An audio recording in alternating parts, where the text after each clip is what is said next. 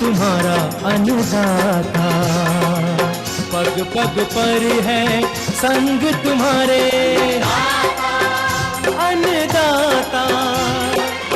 लहू किसानों का बन के पसीना सींचता है धरती का सीना।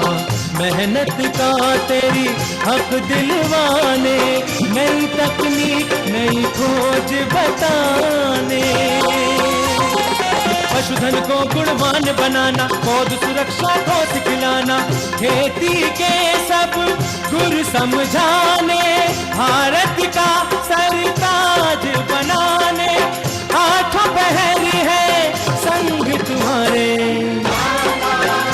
अन्नदाता अन्नदाता।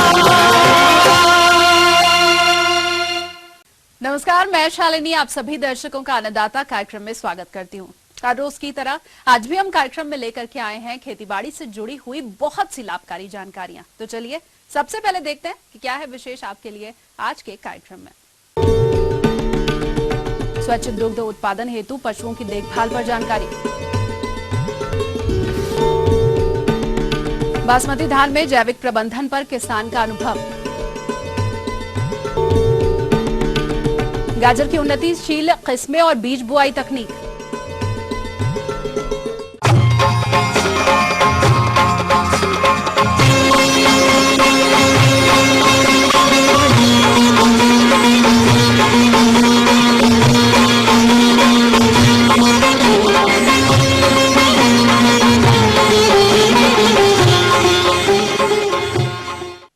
डेयरी व्यवसाय के क्षेत्र में हरियाणा और हिमाचल प्रदेश का एक अलग स्थान है और हमारे पशुपालक भाइयों को समय समय पर पशु चिकित्सकों और कृषि वैज्ञानिकों द्वारा विभिन्न सलाह भी बताई जाती है। फिर भी पशुपालकों के रखरखाव में कुछ कमियां बढ़ती जाती हैं। इसीलिए आज पशुओं के रखरखाव और स्वच्छ दुग्ध उत्पादन की नई तकनीकों के बारे में जानकारी दे रही हैं नेशनल डेयरी अनुसंधान संस्थान करनाल की एक वैज्ञानिका डॉक्टर ऋतु चक्रवर्ती।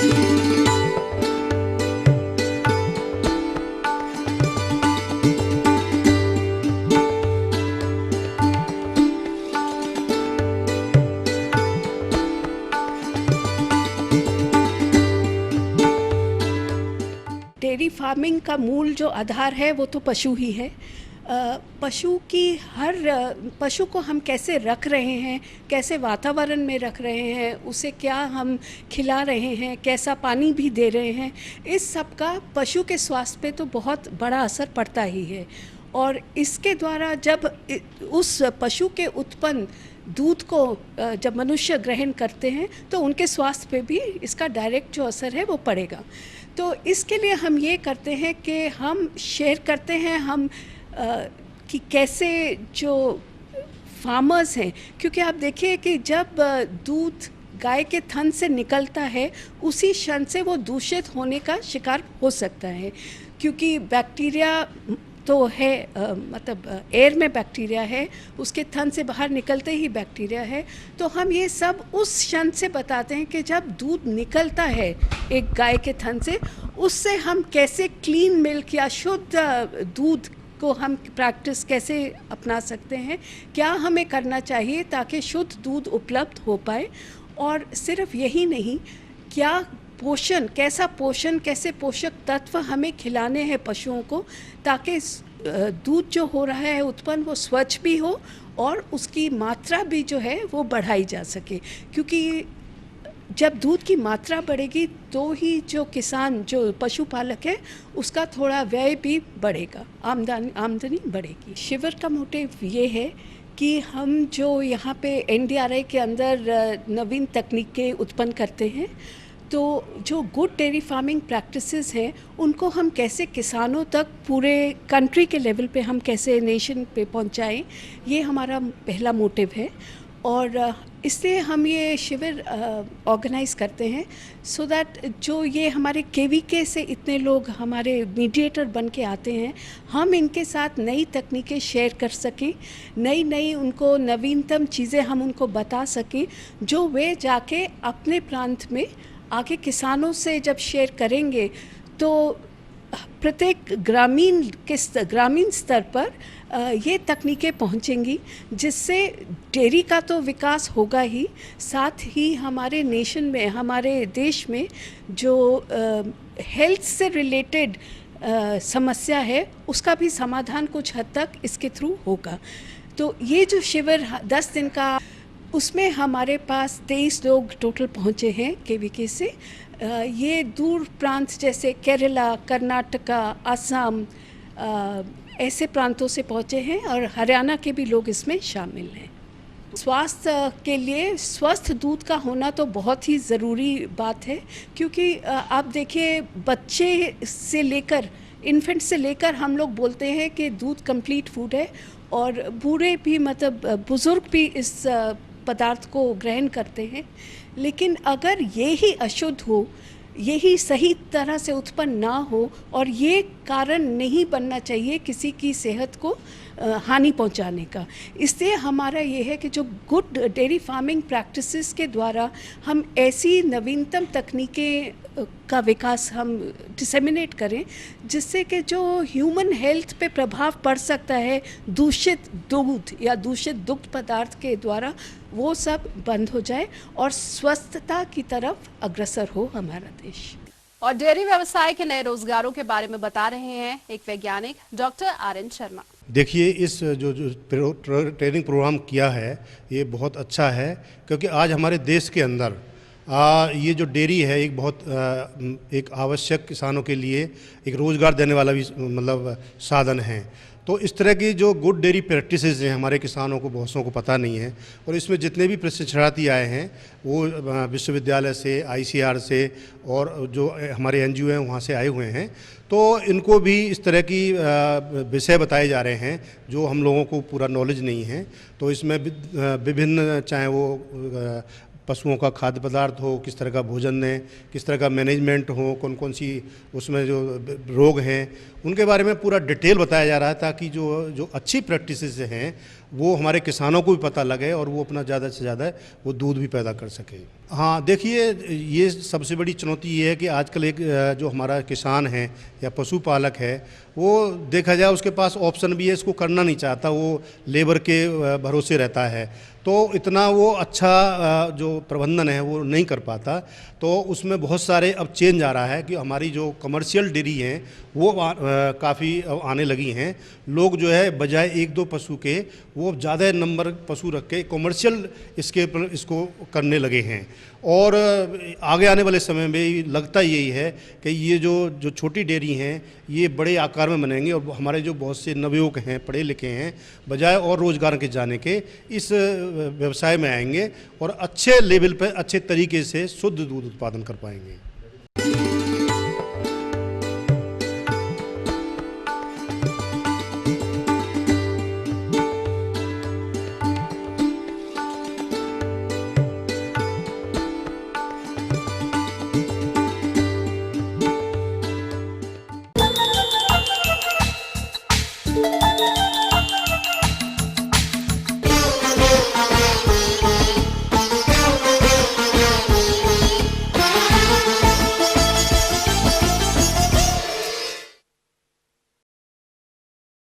बासमती धान की खेती में हरियाणा और हिमाचल प्रदेश का अपना एक अलग ही स्थान है, और अब बहुत से किसान धान की फसल में जैविक प्रबंधनों को अपनाकर गुणवत्ता युक्त उत्पादन प्राप्त करने लगे हैं। ऐसे ही एक किसान सतीश कुमार हमारे साथ मौजूद हैं, जो कि जैविक विधि से बासमती धान की खेती करते हैं।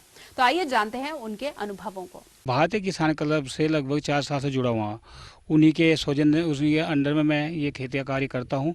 इससे पहले मैं जैविक खेती नहीं करता था, जिससे यानी कि हमें काफ़ी लॉस होता था, कोई लाभ नहीं था इतना। जब से हम जैविक खेती करते हैं हमें बहुत ही प्रॉफिट होता है। हम गन्ने की जैविक खेती करते हैं, धान की, ईख की, और हमारी जो सब्जियां उन्हीं करते हैं। अब हमारे पास पूसा 1, जिसे हम तुड़ल बासमती कहते हैं, वो हमारे पास है।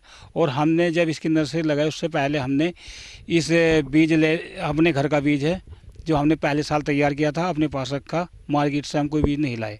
हम इसमें एक छिड़काव देते हैं, नीमास्त्र कहते हैं जिसको हम। उसके अंदर हमारे नीम के आधा किलो लहसुन के पत्ते, आधा किलो हम डालते हैं इसमें लौंगी, हरी मिर्च और 20 लीटर गौमूत्र। पत्ते हम लगभग 1-1 किलो डालते हैं इसके अंदर, और हम इन सब को कूट के पत्ते भी, और ये हमारी हरी मिर्च है, लहसुन है, इनको फिर पकाते हैं एक बर्तन में। जब 20 लीटर में 18 लीटर आ जाता है, उसको छान के इकट्ठा कर लेते हैं किसी कैन में, प्लास्टिक की कैन में। और जब हम स्प्रे करते हैं, एक कैन के अंदर जिसमें यानी 15 लीटर पानी आता है, 250 ml डालते हैं, और एक कन में हम 12 कन्नी डालते हैं स्प्रे के लिए। इसके अलावा हम कुछ नहीं डालते, हर बार ऐसे करते हैं। कभी कभी हम मट्ठा जो 6-7 दिन पुरानी लस्सी होती है, उसको भी हम डालते हैं। फंगिसाइड होती है वो, उससे कोई रोग नहीं आता। इस तरीके से हम जैविक खेती करते हैं, और अपने सभी अच्छे पूसा वन की जो है चावल तैयार कर देते हैं।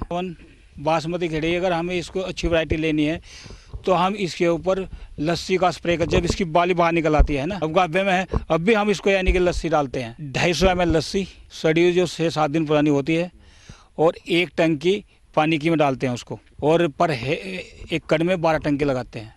उससे हमारी जो है बाली बाहर आएंगी, उस पर कोई रोग नहीं आएगा, और वैरायटी हमें अच्छी मिलेगी, जिसकी गुणवत्ता बहुत अच्छी होगी, मार्केट रेट भी बहुत अच्छा मिलेगा हमें। ये फफूंदीनाशक दवाई है, कोई रोग नहीं आएगा। जैसे इसमें गर्दन तोड़ या कोई अन्य रोग आ जाते हैं, सबके लिए ब्लास्ट सबके लिए ये उचित दवाई है, सक्सेस है। दूसरी बार हम 15 दिन के बाद डालते हैं, जब बाली निकल जाएगी और कोई दाना अपनी पकने की स्थिति में हो जाएगा। खेत में नमी इस समय यानी कि हमें पानी लगाना नहीं है, पानी खेत के अंदर खड़ा नहीं करना है, नमी बनाए रखना है।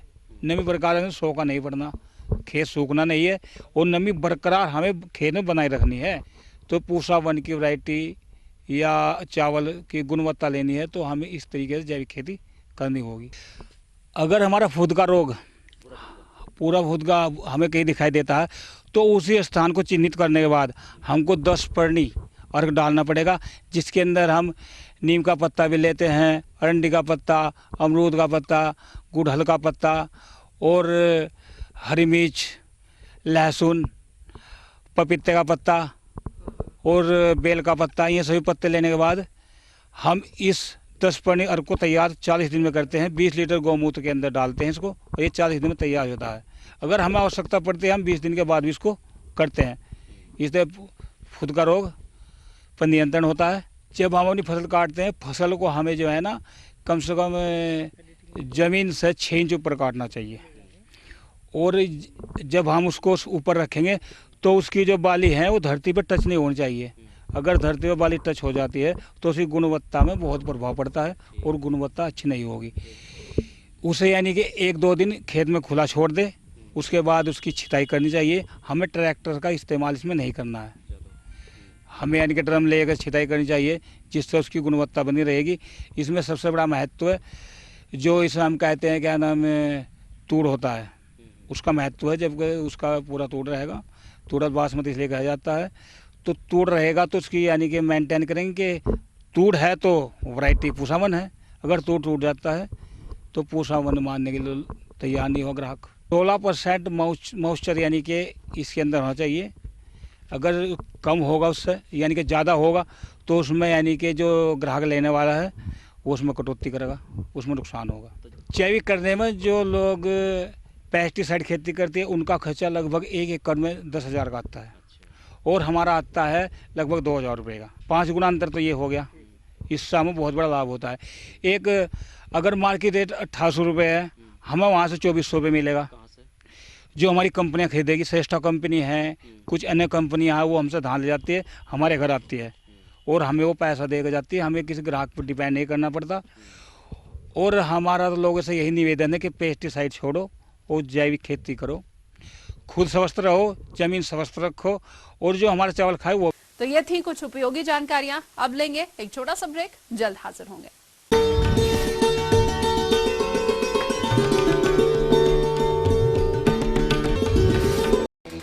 मुल्क की आबादी का 15% हिस्सा आखिर तरक्की के मैदान में क्यों रह गया पीछे? सुनहरे माजी का गवाह, लेकिन आज है पिछड़ेपन का शिकार। शिक्षा, रोजगार, तरक्की और सुरक्षा जैसे मुद्दों से आज भी है दो चार। सरकारों ने वादे तो खूब किए, लेकिन वादों से नहीं सुधरे अकलियतों के हालात। अधूरे ख्वाब के जरिए ईटीवी ने की अल्पसंख्यकों के मुद्दों को आवाज देने की संजीदा कोशिश। देखिए सरकारों के वादों और अकलियतों के हालात की सच्चाई बयां करता प्रोग्राम अधूरे ख्वाब।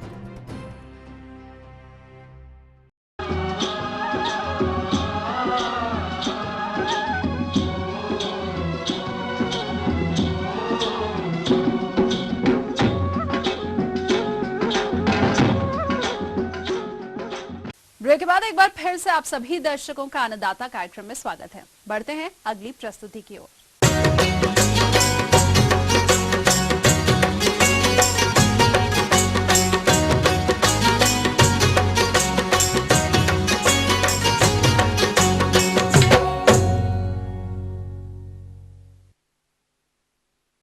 किसान भाइयों, आगे आने वाले समय शरदकालीन ऋतु का है और हमारे जो किसान भाई सब्जियों के अंतर्गत गाजर की खेती करके अधिक उत्पादन लेना चाहते हैं तो उन्हें गाजर की उन्नतिशील किस्मों के चयन के साथ साथ कुछ वैज्ञानिक तकनीकों को भी ध्यान में रखना जरूरी होगा। इसी विषय पर विस्तृत जानकारी दे रहे हैं एक कृषि वैज्ञानिक। गाजर एक ऐसी हमारी सागबाजी है जो किसान भाई, ये जड़ वाली सागबाजी है, इसको हम प्रयोग सब्जी के रूप में करते हैं, सलाद के रूप में इसका प्रयोग करते हैं और कम समय में हम अधिक इससे लाभ प्राप्त कर सकते हैं। तो इसकी बुआई के पहले हम खेत की तैयारी करते हैं। खेत की तैयारी के लिए हमारी ज़्यादा तैयारी की ज़रूरत नहीं पड़ती है। इसमें एक जुताई करने के बाद मिट्टी पलट हल से 2-3 जुताई हम कल्टीवेटर या हैरो से करते हैं और इसके बाद खेत हमारा तैयार हो जाता है। मिट्टी इसकी जो अगर हमारी बलुई और दोमट है तो हमारा बहुत अच्छी ये इसके गाजर के लिए मानी जाती है। और इसमें कंपोस्ट खाद का ज़रूर प्रयोग करते हैं। कंपोस्ट खाद हमारा अगर उपलब्ध है तो 10 से 15 टन कंपोस्ट खाद या बर्मी कंपोस्ट का प्रयोग कर सकते हैं। और इसके बाद रासायनिक खाद की ज़रूरत पड़ती है तो रासायनिक खाद नाइट्रोजन 60 से लेकर के 80 किलोग्राम और फास्फोरस 40 से लेकर के 50 किलोग्राम और पोटास जो हमारा 40 से लेकर के 50 किलोग्राम के बीच में हम इसका रेंज करते हैं। पोटास और फास्फोरस वाली खादें का पूरी मात्रा नाइट्रोजन की 1/3, अगर बलुई मिट्टी है तो हम 3 भाग कर लेते हैं और इसको 1/3 भाग इस समय हमारा बुआई के समय प्रयोग करते हैं और 2 भाग जो हमारा बचता है उसको 2 बार में हम इसका प्रयोग करते हैं। हमारे यहाँ 2 प्रकार की किस्में हैं। एक है यूरोपियन किस्में जिसमें ट्रॉपिकल क्षेत्र में इसको करते हैं।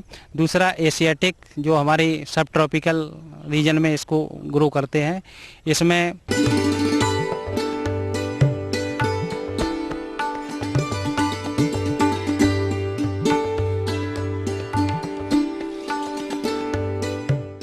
अच्छी उपज मिल जाती है। 200 से 300 कुंटल प्रति हेक्टर इसमें पूसा रुधिरा में उपज मिल जाती है। इसकी भी हम बुआई कर सकते हैं।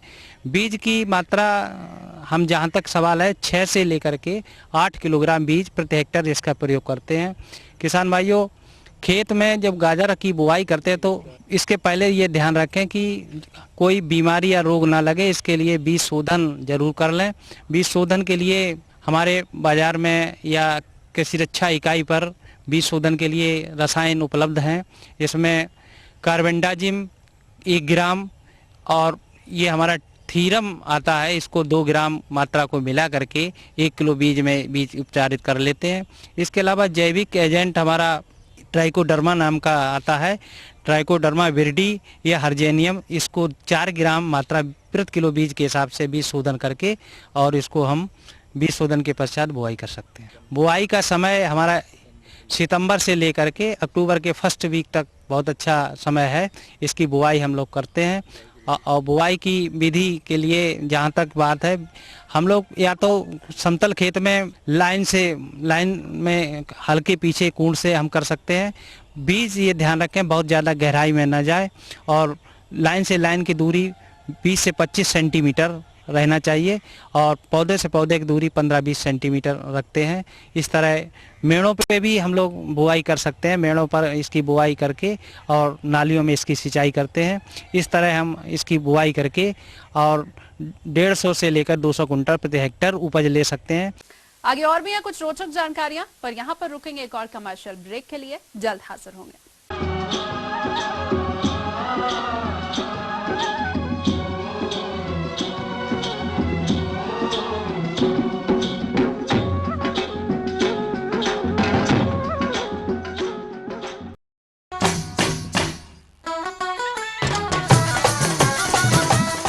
बात हरियाणा की, न्याणा की, स्याणा की, गांव की हो या शहर की, मंत्री की हो या संतरी की, हर छोटी बड़ी खबर देखिए आपकी अपनी बोली में।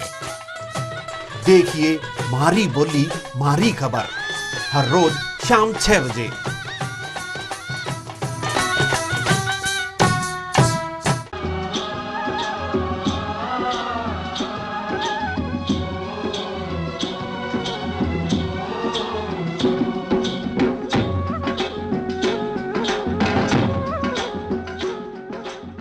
ब्रेक के बाद आप सभी दर्शकों का एक बार फिर से स्वागत है और चलिए अब रुख करते हैं अगली कड़ी की ओर। अन्नदाता हेल्पलाइन निशुल्क फोन संपर्क सेवा के माध्यम से आपके द्वारा पूछे गए प्रश्नों में से एक या फिर 2 महत्वपूर्ण प्रश्नों को हम अपने कार्यक्रम में शामिल करते हैं और इसी के तहत आज का चयनित प्रश्न और उसका जवाब इस प्रकार है। ये जहाँ तक सर्पगंधा की खेती की बात है तो सर्पगंधा की खेती हम लोग व्यावसायिक तौर पर इसलिए करते हैं, महत्वपूर्ण है क्योंकि इसका औषधीय उपयोग बहुत बढ़ गया है। कि ये पौधा हम जो इसकी नर्सरी है, बीज से नर्सरी गिराते हैं मार्च से अप्रैल में, और 2 से 3 महीने का पौधा हो जाए तो अगस्त सितंबर तक हम लोग लगा लेते हैं। सितंबर के लास्ट तक लगा लेते हैं तो क्योंकि बारिश रहती है और जहाँ बारिश नहीं है तो लगाने के बाद तुरंत सिंचाई कर देनी चाहिए। तो 18 महीने का फसल है और 18 महीने के बाद सर इसमें जो है आपको एल्कोलाइड पाया जाता है। जो एल्कोलाइड जब बन जाता है तब इसको हम लोग निकाल सकते हैं। इसे 18 महीने के बाद जब भी इसको निकाल सकते हैं और ये इसका जो पौधा है वो हमको 2 से 3 महीने में लगाने के लिए तैयार हो जाता है। और जब 3 महीने में हम लगाने के लिए तैयार हो जाता है तो इस पौध को हम लोग खेत में जो है अच्छी तरह से खेत की जो है जुताई करते हैं और जब खेत की जुताई हो जाए पूरा तो उसमें लास्ट टाइम हम लोग 1 एकड़ में 5 से 6 कुंटल वर्मी कंपोस्ट, 1 एकड़ जो है जड़ का ही उपयोग होता है। तो हम लोग फॉस्फेट जो है इसका उपयोग 40 से 50 किलो फॉस्फेट प्रति एकड़ के हिसाब से करते हैं। 50 केजी फॉस्फेट और 25 से 30 केजी पोटास प्रति एकड़ के हिसाब से और 15 से 20 किलो नाइट्रोजन नहीं के बराबर देते हैं। और इसको करके पाटा चला देते हैं, सारा खाद मिला करके छीट के पाटा चला दिए और पाटा चलाने के बाद में हम पूरी खेत जब तैयार हो गया तब हम इसको 22 इंची लाइन से लाइन की दूरी और पौधा से पौधा की दूरी 18 इंची रखते हैं। और इंटरक्रॉपिंग फसल लेना है इसलिए हम लोग 22 से 22 इंची पर ही इसको लगाते हैं तो ताकि हमारा जो बीज वाला फसल है वो अच्छे ढंग से हो जाता है। और जब हमारा ये जब पौधा लग जाता है पानी देने के बाद तो हम लोग इसको करते क्या है कि बीच में फसल भी लगाते हैं और बीच बीच में हमको किसान भाइयों को सलाह देना चाहेंगे जिनका बगीचा नया बगीचा हो लीची का या आम का, वो भी सर्पगंधा को अच्छी तरह से लगा सकते हैं। ये छाँव में भी हो जाती है, इसकी विशेषता है कि ये छाँव में भी हो जाती है और ये 18 महीने में फसल तैयार हो जाती है। जैसे 2 साल भी रखें तो और ज़्यादा जड़ बनेगा और ज़्यादा जड़ मिलेगा, बीज भी मिल जाएगा। कीट का प्रकोप अमूमन नहीं देखा गया है। अगर कीट लगे तो नीम ऑयल का हम लोग 1500 ppm का नीम ऑयल का जो है घोल 2 से 3 ml प्रति लीटर के हिसाब से मिला करके स्प्रे कर देते हैं और कीट का नहीं देखा गया है अभी तक, तो कोई कीट लगता उगता नहीं है। जल प्रबंधन के लिए हम इसको ये करते हैं कि बरसात के सीज़न में तो लगाते हैं, अगर बारिश हो रही होती है तो हमको पानी नहीं देना पड़ता है। और बाद के दिनों में हम बीच में जो इंटरक्रॉपिंग करते हैं तो उसमें जो पानी डालते हैं तो हमारा इसमें सिंचाई हो जाता है। अगर इंटरक्रॉपिंग नहीं करेंगे, कोई दूसरी सब्जी या और वाली फसल नहीं लगाते हैं तो हम इसमें नमी बनाए रखने के लिए महीने में 2 बार सिंचाई कर देते हैं। 1 एकड़ में हमारा 16 से 17 हज़ार पौधा लग जाता है और ये पौधा हमारा जो है एक पौधा बाद में 18 महीने के बाद एक जगह जो है उसमें से और फुटित होता है तो 4 बंच निकल जाते हैं। तो इस तरह से 4 पौधा हो गए। बाद में अगर हम 1 रुपया पौधा भी बेच लेते हैं तो हमारा उस 17 चौका 68 हज़ार पौधा हो गया। तो 68 हज़ार पुराना पौधा जो नेकेड पौधा बोलते हैं, ये मध्य प्रदेश में किसान लोग, ये नागपुर के तरफ साइड में काफ़ी डिमांड है। तो हम 2 रुपया 2.5 रुपये में पुराना पौधा बेच लेते हैं, किसानों को दे देते हैं लगाने के लिए। या नहीं तो फिर और अपने यहाँ के जो कुछ किसान हैं समस्तीपुर वगैरह में जो लोग लगाते हैं तो यहाँ से लेके जाते हैं और लगाते हैं। तो सर्पगंधा की जो खेती में लागत की बात आती है, तो लागत है इसमें आपको 17,000 पौधा लगता है। अगर आप 1.5 kg बीज लेते हैं मार्केट से, अगर 3,000 रुपये kg में बीज मिलता है तो 4,500 रुपये का बीज आ गया आपको, और नर्सरी पे 1,000 रुपये का खर्चा आ गया, तो 5,500 रुपये पड़ गया। और खाद वगैरह कर करके आपको लगाने में खर्चा 20 से 25,000 रुपये आ जाता है फर्स्ट टाइम। और लगाने के बाद में हम इसके बीच में जो फसल लेते हैं तो उसके लिए लगाते हैं, और उसको फिर जंगल वगैरह निकौनी निदाई गुड़ाई उसको करते रहते हैं, इसलिए एक्स्ट्रा इसमें निदाई गुड़ाई करने की ज़रूरत नहीं पड़ती है। और हम फिर पुनः इसमें जो बीज निकालते हैं तो बीज मेरा 1 साल में जो है पूरा 30 से 40 किलो बीज आता है। 40 किलो बीज अगर हम 1,000 रुपये kg के दर से बेच लेते हैं तो 40,000 रुपये आ जाता है, तो मेरा जो लागत है वो निकल जाता है, बीज से निकल गया। और उसके बाद दूसरे राउंड का जो बीज हुआ, दूसरे वर्ष का जो बीज हुआ, वह बीज हमारा जो है, उस बीज का जो फिर पैसा निकला, उस पैसे से हम फिर इसको उखाड़ने का काम में ले लेते हैं, लेबर को लगाते हैं, तो उखाड़ने में भी हमारा पैसा, वो बीज वाला पैसा लग गया। और 6 से 7 कुंटल जड़ मिला। तो अभी मार्केट का जो रेट है वो कभी ऊपर नीचे होते रहता है, पर ज़्यादा नीचे नहीं जाता है, बढ़ ही रहा है मार्केट का रेट। तो अभी 650 रुपये पिछले साल हम बेचे हैं, तो 650 रुपये किलो का जड़ बेचे हैं। तो इस हिसाब से आपको लगा लीजिए, अगर 5 कुंटल भी निकलता है तो 3-3.5 लाख रुपए के आसपास शुद्ध लाभ किसान भाइयों को बचता है इससे, सर्पगंधा से। अगर बगीचे में करेंगे तो ये 3 से 4 कुंटल जड़ आएगा, तो उसमें जो है 2 लाख के आसपास शुद्ध जो है लाभ बचेगा बगीचे में, बगीचे वाली फसल में सर्पगंधा से। अगर ऐसे करते हैं तो हम बीच से सब्जी ले लेते हैं, वो हमारा 30 से 40 हज़ार रुपये साल का जो है सब्जी का आ जाता है, 2-3 सब्जी मिला करके।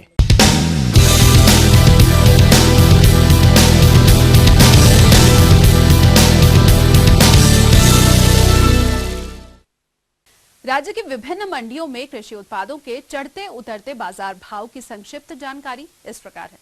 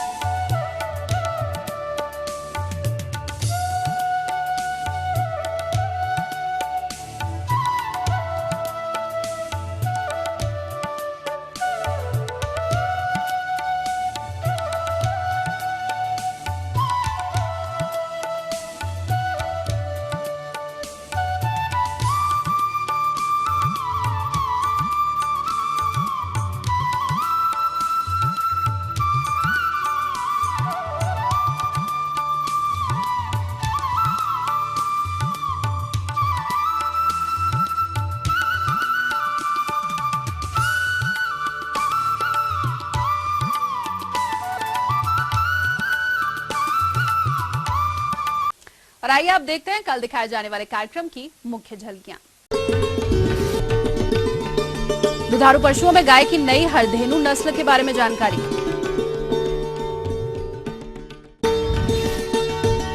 मटर की उन्नतिशील किस्में और बीज बुआई तकनीक। हम ये उम्मीद करते हैं कि आज का कार्यक्रम आप सभी दर्शकों के लिए उपयोगी रहा होगा। किसान भाइयों, अन्नदाता आपकी सेवा के लिए संकल्परत है। कृषि संबंधित समस्या और सुझावों के लिए आप हमें इस पते पर संपर्क कर सकते हैं। प्रोड्यूसर अन्नदाता, ETV Haryana, Himachal Pradesh, Ramoji film city, Hyderabad 501512। साथ ही आप हमें ईमेल भी कर सकते हैं। हमारा ईमेल आईडी है annadaata.hp@etv.co.in। इसके अलावा आप हमें निःशुल्क हेल्पलाइन नंबर 1800-108-4599 पर सोमवार से शनिवार सुबह 10 से शाम 4 बजे के बीच संपर्क कर सकते हैं। तो फिलहाल अन्नदाता की पूरी टीम को दीजिए इजाजत। कल फिर से इसी समय आपसे मुलाकात होगी कृषि संबंधित कुछ और रोचक जानकारियों के साथ। नमस्कार।